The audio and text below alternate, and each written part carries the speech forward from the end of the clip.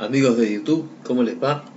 Mi nombre es Daniel Leones, soy escritor y pretendo inaugurar un primer ciclo de videitos hablando acerca de literatura. Yo dicto taller literario eh, y hay un aspecto fundamental, digamos, con el cual me gustaría arrancar en esta suerte de taller literario virtual o por YouTube.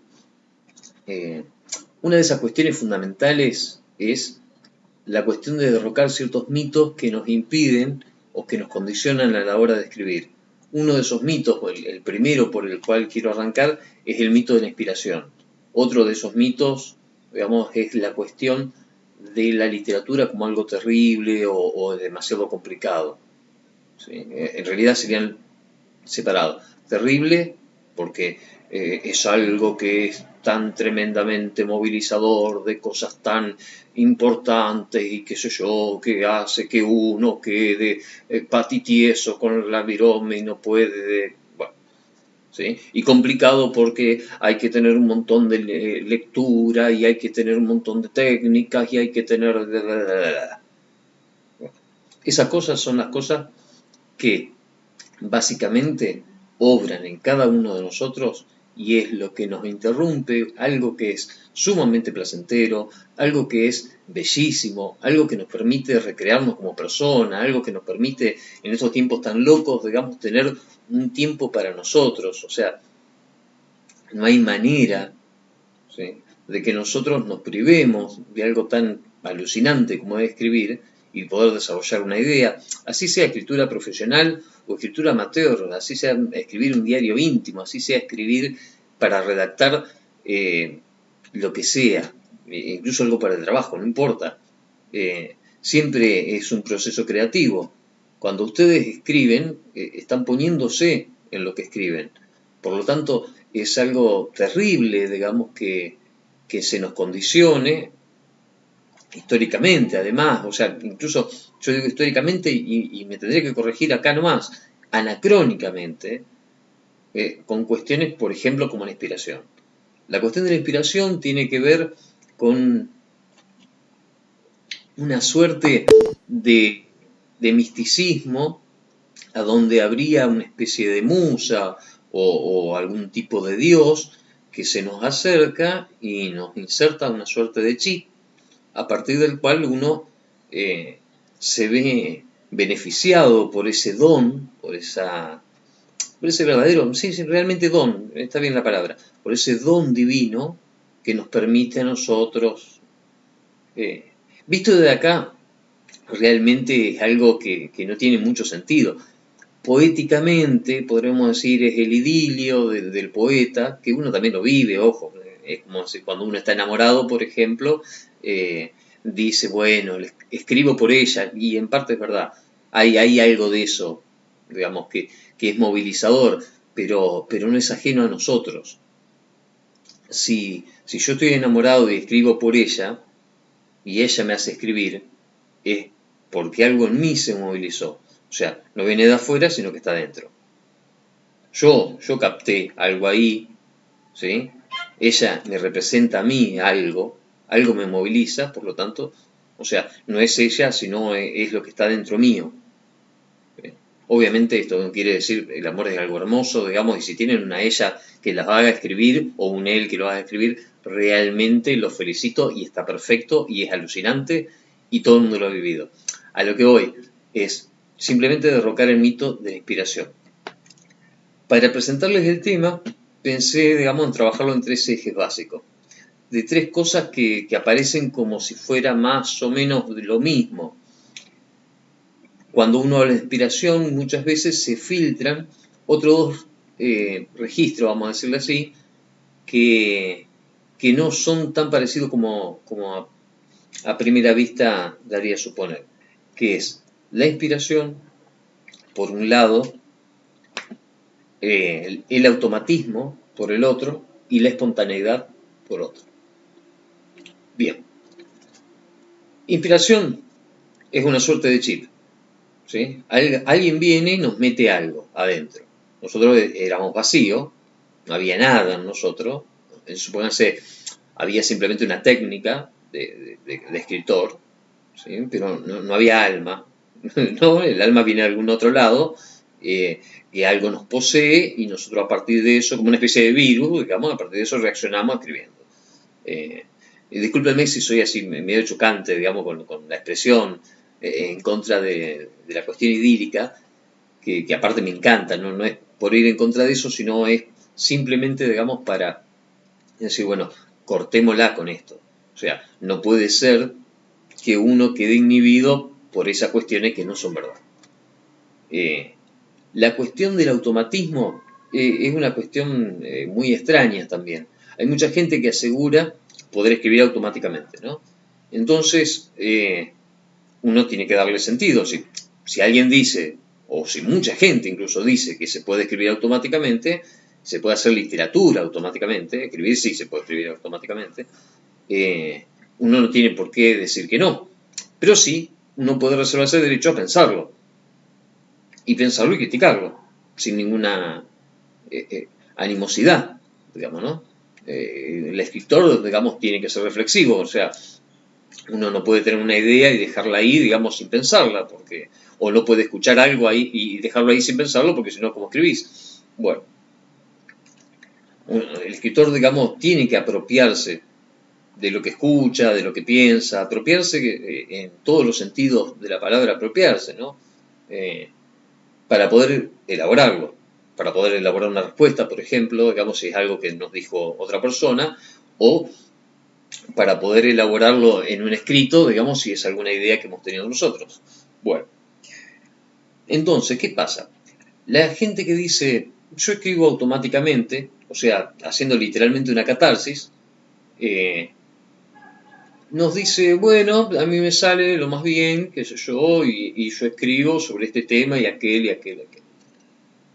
Si nos ponemos a revisar más o menos qué escrito, tal persona, tal otra, aquellos que aseguran, digamos, que escriben automáticamente, veremos que básicamente hay o escritos, digamos, criptográficos, llenos de un montón de cosas que no tienen como fin básico el fin de la literatura, que es el fin de comunicar, sino simplemente tratar de, o bien de hablarse para sí mismo, entre comillas, porque tampoco es eso, o bien, digamos, generar, digamos, un efecto deslumbrante a la hora de mostrarlo a otro. Pero la escritura automática, digamos, en general, cuando sale más o menos organizadita y uno lo ve y realmente un escrito, poco tiene de automático. Lo que puede tener es de espontáneo. Así sea una espontaneidad, digamos, de la cual uno no tiene ningún tipo de registro consciente.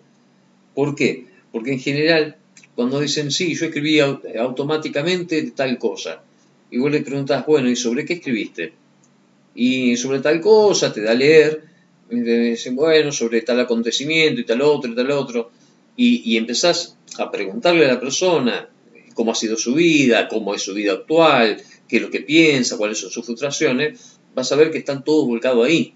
O sea, no es que hubo una escritura automática, o sea que de repente apareció todo un proceso literario para armar una historia o un relato de lo que fuere, digamos, sino es que simplemente es un reflejo de lo vivido. Lo automático implicaría una especie de persona neutra, en la cual de alguna manera, por algún extraño motivo, aparece una escritura neutra también. Bueno, de más está decir que eso es imposible.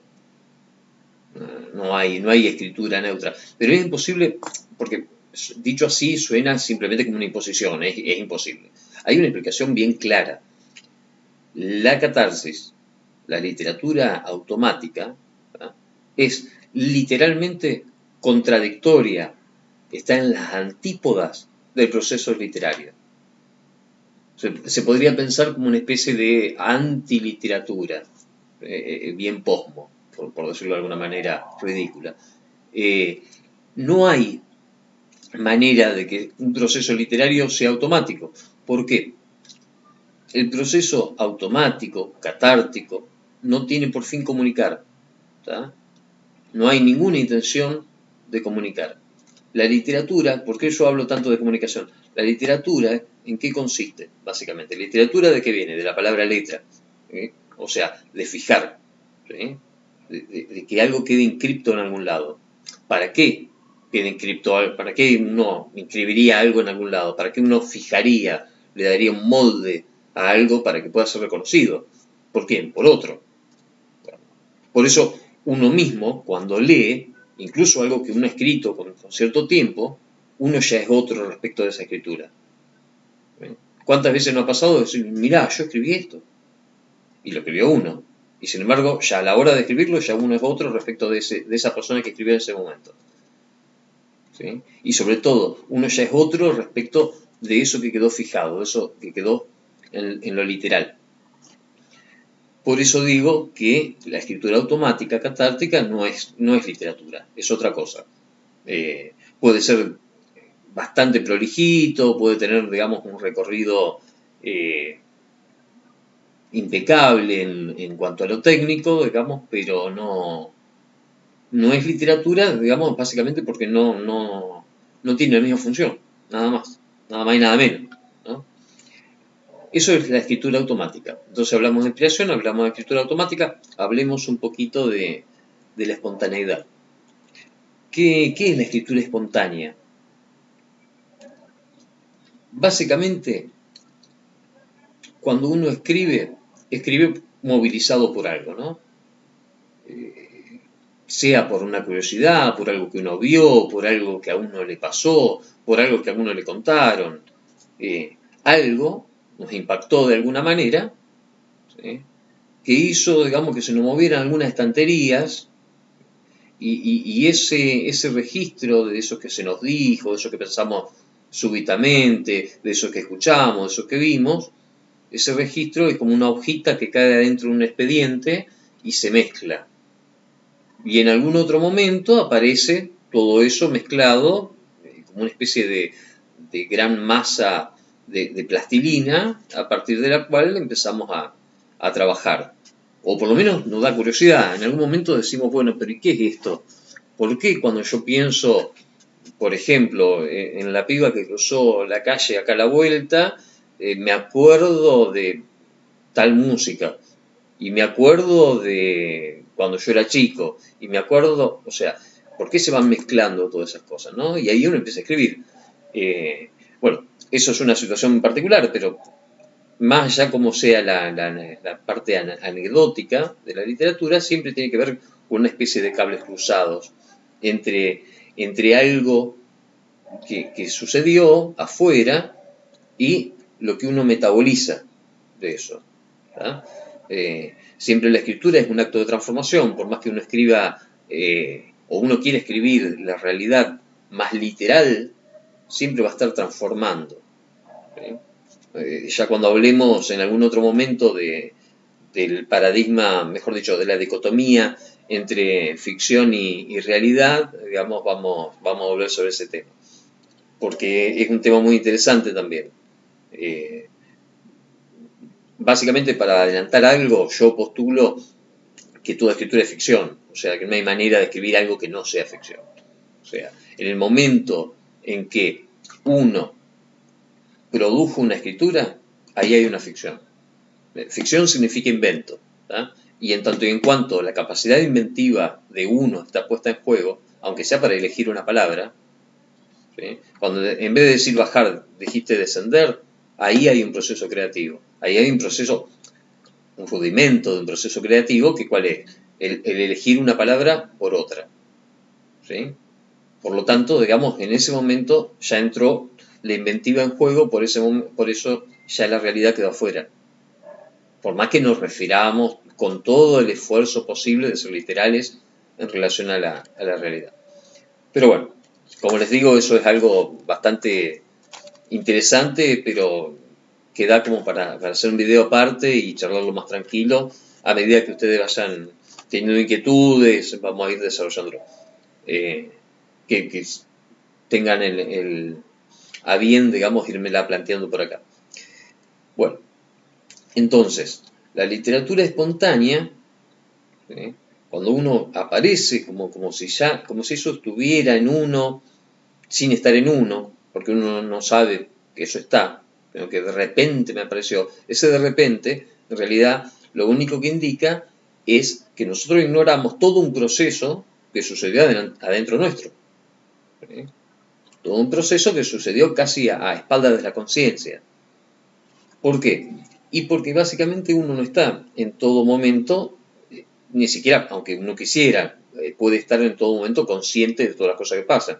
Imagínense que en un proceso literario se mezclan cosas que son antiquísimas en la historia de cada uno, cosas que son completamente ajenas, digamos, lo que le pasó a cualquiera, y cosas, digamos, que nunca existieron, la imaginación, la fantasía o algún sueño. Entonces, la escritura espontánea existe, digamos, siempre y cuando tengamos en cuenta que en realidad lo único que tiene de espontáneo es que nosotros ignoramos el proceso que sucedió. Entonces, literatura por inspiración no existe porque no existen, digamos, manera de que nos pongan el chip, digamos, y aunque nos pusieran el chip, nosotros supongamos que sí existen los muses y supongamos que sí vienen y nos insertan, digamos, o nos brindan, digamos, su grandiosa majestad creativa y nosotros empezamos a partir de ahí, o supongamos que estamos plenamente enamorados y está, digamos, esa niña hermosa o ese chico hermoso que hace que nosotros nos pongamos a producir, así eso pase, nosotros lo vamos a transformar en el camino. Siempre va a haber un acto de transformación. Por lo tanto, ¿por qué? Porque básicamente nosotros vamos a querer fijar eso de alguna manera. Y al quererlo fijar, lo vamos a fijar en relación a otra cosa que hemos escrito en algún momento, que hemos tratado de fijar en relación a algún otro recuerdo. Es algo casi inevitable. Casi no, es literalmente inevitable. Por lo tanto, inspiración no existe. Automatismo no existe. ¿Sí? La literatura automática no existe. La literatura espontánea tampoco. Simplemente que nosotros no nos damos cuenta. Es como cuando alguien dice, qué increíble lo que pasó con esa persona, de repente, digamos, se hizo exitoso. De repente no. Nosotros ignoramos todas las diferentes cosas que fue haciendo esa persona para llegar a ser exitosa, por ejemplo. ¿Sí? O de repente, digamos, tal hizo tal cosa, tal otra, aunque no sea un éxito. ¿Verdad? De repente, digamos, produjo, no sé, un libro. Así. De repente no, uno ignora, incluso capaz que el mismo tipo que lo hizo, ignora todo el proceso interno que se fue desarrollando y que fue armando toda una cuestión y se la dio a la conciencia servidita en bandeja. Bueno, ¿para qué hablo de todo esto? ¿Por qué ser tan malo, digamos, de decir, bueno, esto no existe, esto no existe, esto no existe? Es una cosa completamente dictatorial. Y encima le pongo mucha énfasis, o sea, es realmente algo chocante. ¿Por qué lo digo? Básicamente porque esos pensamientos, esas maneras de pensar, impiden o condicionan y a veces hacen padecer mucho a mucha gente a la hora de escribir. No solo al escritor, que también le pasa, al escritor, digamos, Nobel, sino al escritor de amplia trayectoria, y peor aún, a la persona que recién está empezando a dar sus primeros pasos. O es más, que recién está empezando a tener como idea graciosa, aunque sea, la posibilidad de dar esos primeros pasos en la literatura. Entonces, es algo terrible. Es algo terrible porque privar en esta vida cotidiana tan loca y de ritmos tan violentos y de cosas tan extrañas y ajenas a uno, privarle a una persona de una herramienta tan fundamental para la vida de uno, como es el arte en general, ¿no? O sea, todas esas cosas que nos permiten transformarnos, que nos permiten transformar la realidad, que nos permiten transformarnos nosotros, que nos permiten tener un lugar, tener un espacio, no hay manera de que nosotros la podamos perder, ni hay manera que nosotros dejemos de actuar. Uno como escritor, yo tengo 40 años, empecé a escribir a los 9, más o menos asiduamente, 4 o 5 horas por día. A mí, como cualquier escritor, en algún momento siempre nos da una mezcla de impotencia y responsabilidad respecto de estos temas. Y aparte lo hemos padecido. Respecto de la supuesta cosa académica que uno tendría que tener primero para escribir, también es un mito que veremos en otro videíto próximo para trabajar, porque también hay algo de mito ahí y que es necesario derrocar, porque uno no puede decir jamás, digamos, bueno, un escritor puede escribir sin saber nada de literatura. Es obvio. Ahora, una persona puede leer miles de libros y no saber nada de literatura. De literatura me refiero al proceso de escritura literaria. ¿Sí? No tener ni la más remota idea. Conozco miles, de eso se lo doy firmado, conozco miles de personas que han leído miles de libros que escriben y no saben de qué se trata, digamos, escribir. Porque lo único que hacen es parasitar autores. ¿Sí? Parasitan y parasitan y parasitan, o sea, tendría que decir citar autores, obtener la influencia de un autor, no, parasitan. ¿Sí? No existe ese academicismo, esa formalidad, digamos así, adquirida exclusivamente mediante la literatura, o sea, la lectura, o mediante la lectura de libros específicos, tipo un manualcito del escritor, ni siquiera a través de un taller literario. Y yo dicto taller literario, ojo, no es, y escribí una especie de manual del escritor. O sea, no es para desvalorizar eso, sino es que esos son simplemente herramientas y modos, digamos, pero no son ni las únicas herramientas ni los únicos modos. ¿Por qué? Porque el acto de escritura es un acto que es un acto de praxis, ¿sí? Es un acto completamente empírico, es un acto que está en todo momento retrabajando. ¿Sí? Por lo tanto, ustedes pueden pasarse la vida leyendo a Borges y se pueden pasar la vida viendo todos los mecanismos que usó Borges, pero básicamente hay varias cuestiones. No son Borges ni van a ser Borges, por lo tanto, todo lo que le puede haber servido o no a Borges, digamos, haber desarrollado ese escritor, como Borges, a ustedes no les sirve. ¿Sí? No les sirve más que para ganar algún adepto o para poder sostenerse en algún tipo de élite, digamos, o sea, por cuestiones más bien políticas o de estatus, digamos, pero como escritores nada que ver, ¿eh? La escritura no tiene nada que ver con todas esas cosas. No les sirve tampoco porque los mecanismos que puede haber tenido un genio de la literatura, Kafka, Cortázar, tanto Roabasto, qué sé yo, tantos genios de literatura que ha habido en la historia de la humanidad, conocidos y desconocidos, digamos, ¿no?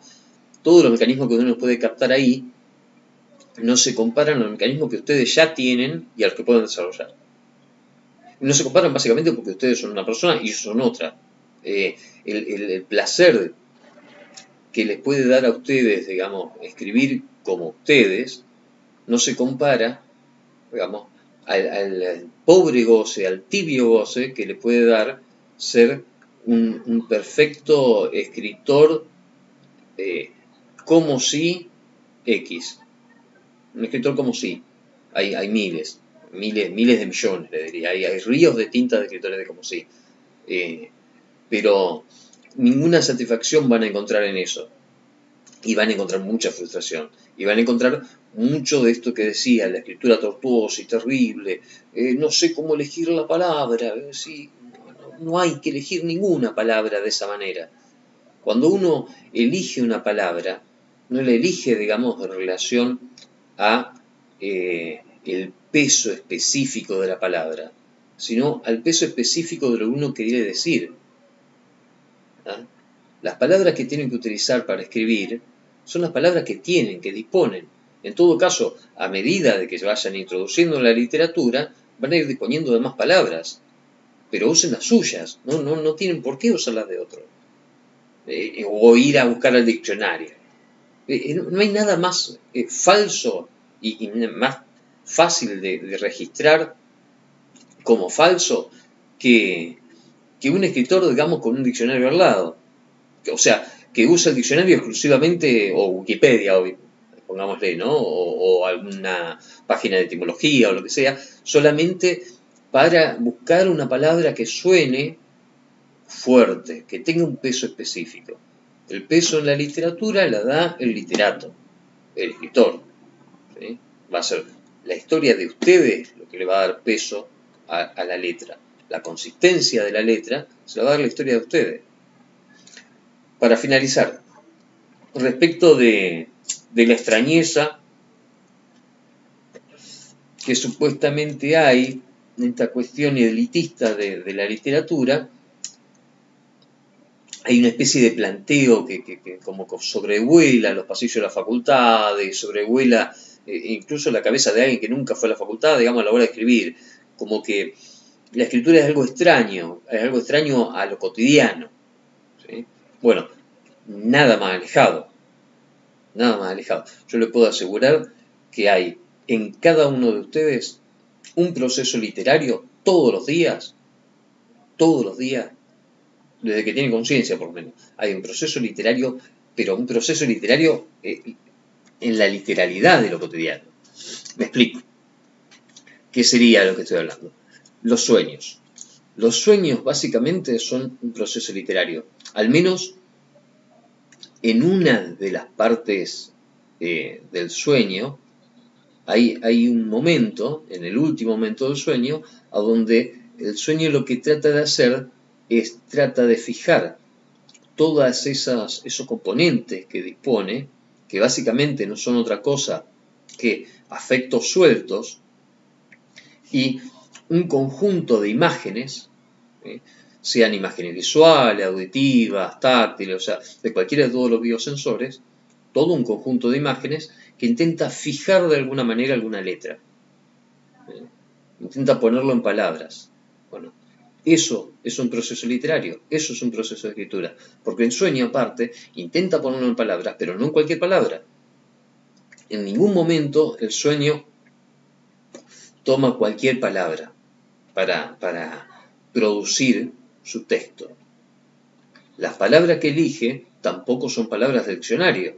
No va a buscar una palabra que sea fuerte. No va a hablar de represión porque la palabra represión es fuerte. No va a hablar de, qué sé yo, no sé, de caracolas porque caracola es una palabra linda. Busca la palabra que le dé la posibilidad de dejar fluir en la palabra el caudal máximo de todo eso que quiere expresar. Que eso es, digamos, el rudimento básico de la escritura. Por eso les decía, la palabra de ustedes, solamente cuando elijan, lo que tienen que elegir es, dentro del repertorio de palabras de ustedes, ¿sí?, cuál es la que más se acomoda en este sentido, de ser el mejor recipiente para, con un mínimo, si escriben poesía sobre todo, con un mínimo, digamos, de recipientes, darle más cabida a más expresividad, a más cuestiones, a más afectos, a más imágenes, ¿sí?, cual les permite expresar más y anudarlo mejor. ¿Sí? Es como decir, si yo estoy trabajando 3 o 4 cuestiones en el sueño va, con permiso, el sueño va a intentar fijar, digamos, las cuestiones de manera tal de que queden engarzadas. O sea, no solamente de que puedan poner mucha expresividad o toda la expresividad que se pueda adentro de esa palabra, sino que esa palabra que fija todas esas imágenes, sensaciones y afectos, ¿sí?, quede, digamos, más o menos bien engarzada a las otras que hay dando vuelta. ¿Sí? Que pueden ser otras palabras igualmente importantes o que pueden ser simplemente un contexto propicio para destacar la fuerza, digamos, que tiene esa palabra. Que es lo mismo que uno haría, digamos, si escribe una poesía, si escribe una novela. Y esto que les cuento, digamos, no es para hablar de psicología, sino simplemente para mostrarles qué cotidiano es. O sea, por más que ustedes no tengan la certeza de esto que le estoy diciendo, digamos, de participar tan activamente en los sueños, porque la conciencia prácticamente no participa, yo les puedo asegurar que cada uno de ustedes está participando. ¿Y para qué les cuento esto? Básicamente para que sepan que aunque no hayan escrito una palabra literaria, ya tienen ustedes, aunque sea un rudimento básico. En realidad varios, pero aunque sea, pienso así, aunque sea un rudimento básico hay. Por lo tanto, no puede ser algo ajeno a lo cotidiano, ni puede ser algo ajeno a ustedes. ¿Sí? O sea, si quieren escribir, van a poder escribir. Obviamente la escritura, como cualquier tipo de cosa en la vida, demanda ciertas exigencias. ¿Qué serían esas exigencias? La misma exigencia que puede tener, digamos, hacer un zapato, la misma exigencia que pueden tener ir a la escuela o ir al trabajo o sostener una familia o lo que sea. Básicamente es trabajo, predisposición, tiempo y espacio. ¿Sí? No hay más vuelta que eso. Ser bastante cabezón a veces ayuda, digamos, ¿viste? Alguno puede pensarlo así. Insistir es como decir, a todos los escritores en algún momento se le traba la virome, es como no puede arrancar más. De repente, digamos, ¿viste? Se puso el lienzo en blanco y no pasó más nada. Y te cortaste, y te cortaste, y te trabaste, y te enojaste. Encima, bueno, enójense, pero sigan. Es la única clave para escribir.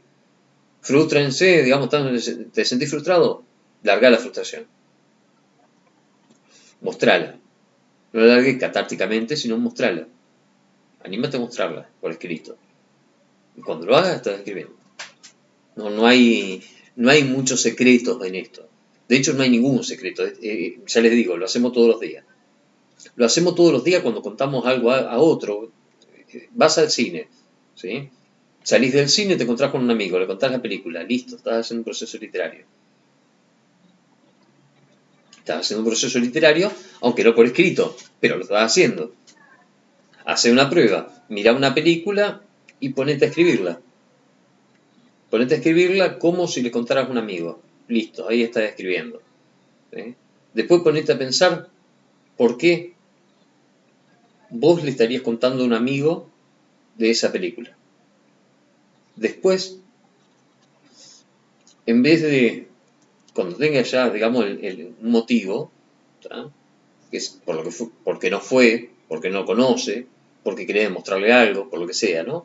Cuando tengas un motivo, déjalo aparte y olvídate un segundo de vos y pensá en otra persona. Si vos no fueras vos y fuera otra persona, ¿cómo se lo contarías? ¿Sí? Si vos no fueras vos y fuera otra persona, ¿qué persona serías? ¿Cómo se lo contarías? ¿Y por qué se lo contarías? Listo, ya estás escribiendo. Ya tenés una novela en puerta, o puede tener una poesía, o puede tener un montón de cosas, digamos, los diferentes géneros lo vamos a trabajar más adelante, digamos, incluso la idea de género habría que trabajarla porque es una idea bastante agarradita de los pelos también. Son convenciones, pero no necesariamente tenemos que creerlas sin cuestionarlas. ¿Sí? Bueno, amigos, esto ha sido el primer video. Espero que me disculpen que he estado así por ahí medio duro o he extendido demasiado. Espero que en el próximo lo hagamos más entretenido, más corto, más tranquilo, menos digamos y cosas por el estilo. Ha sido un verdadero gusto, espero sus comentarios, dudas, inquietudes y si tienen temas específicos, dificultades específicas, no duden en plantearla y la vamos charlando por acá. Bueno, verdadero gusto y a seguir escribiendo.